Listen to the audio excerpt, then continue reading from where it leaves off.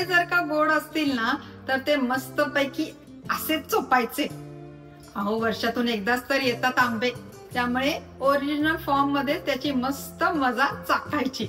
पण जर का तुम्हाला डिझर्ट बनवायचंच असेल किंवा ते आंबे जर का गोड नाही निघाले तर त्याचं मँगो मूस करायचं.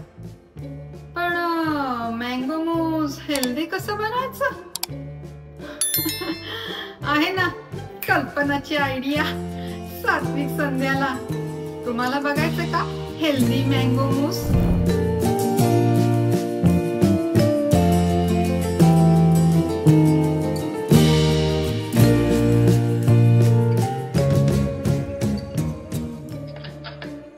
आज आपण मँगो मूस बनवणार आहे ते डिंकापासून.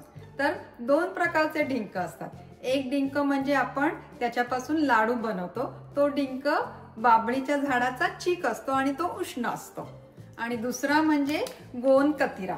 हे बघा, हे असं लिहिलेलं असतं गोंद कतिरा.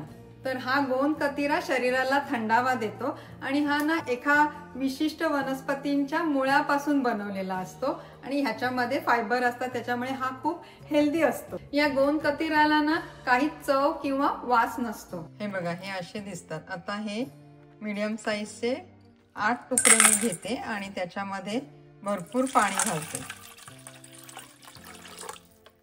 आणि हे आता रात्रभर असं झाकून ठेवून देते. हे बघा, रात्रभर भिजवल्यावर गोंद कतिरा हा असा दिसतो. आठवतं तो लहानपणीचा बर्फाचा गोळा, तो बर्फ किसायचा ना गोळ्यासाठी, तो तसा दिसतो हा गोंद कतिरा भिजवल्यावरती. तसंच बदाम पण रात्रभर भिजवत ठेवायचे.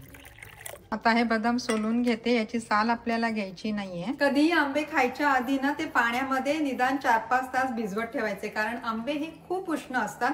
पाण्यात भिजवल्यामुळे त्याच्यातली उष्णता थोडी कमी होते.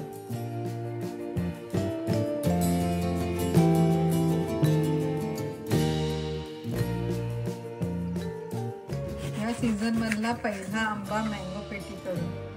आहा, निघालाय तरी मस्त.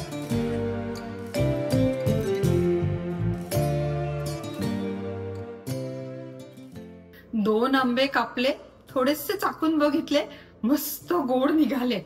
एरवी ना मी हे असेच चोपले असते, पण व्हिडिओसाठी चलताय.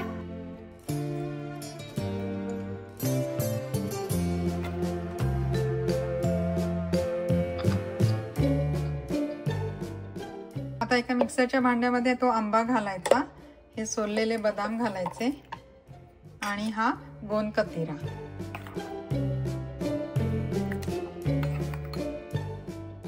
तर केशर कसं वापरायचं ते मी तुम्हाला आधी सांगते. तर एका मायक्रोवेव्हेबल बाउलमध्ये थोडेसे त्याचे दोरे घ्यायचे केशराचे आणि 7 ते 8 सेकंद मायक्रोवेव्हला ठेवून द्यायचं, म्हणजे ते छान कुरकुरीत होतं. आता मायक्रोवेव्ह नसेल वापरायचा किंवा नसेल तर काय करायचं, एक स्टीलची वाटी घ्यायची, गॅसवरती गरम करायची, गॅस बंद करायचा आणि मग त्याच्यामध्ये केशर टाकायचं आणि तसंच ते वाटी त्या गॅसवर ठेवून द्यायची. पण गॅस बंद करून मग केशर टाकायचं, नाहीतर ते सगळं केशर जळून जाईल. आणि मग नंतर आपल्या मँगो मूस मध्ये ते चुरून घालायचं. छान वास आणि त्याचा सुगंध छान लागतो त्या मँगो मूसला, छान कुरकुरीत होतो. तो या मिक्सरच्या भांड्यात घालते. खरं तर हे 2 खजूर मी मँगो मूस मध्ये घालायला म्हणून ठेवले होते, पण आंबे एवढे गोड आहेत की ह्या खजुराची गरज नाहीये. पण तुम्हाला जर का जास्त गोड हवं असेल तर 4-5 खजूर टाकले तरी चालतील. या सगळ्याचं साहित्य आणि प्रमाण मी व्हिडिओच्या शेवटी आणि खाली डिस्क्रिप्शन बॉक्स मध्ये दिलेलं आहे.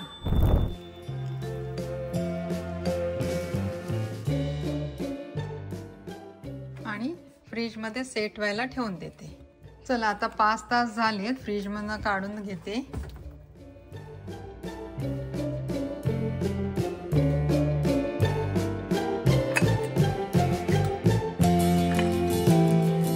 केशराचा आणि आंब्याचा काय मस्त वास येतोय. चाखायचंय तुम्हाला? मग या सात्विक संध्याच्या घरी. तोपर्यंत मी लागते माझ्या पुढच्या हेल्दी रेसिपीच्या तयारीला, म्हणजे आपण सगळे मस्त खाऊ आणि स्वस्त राहू.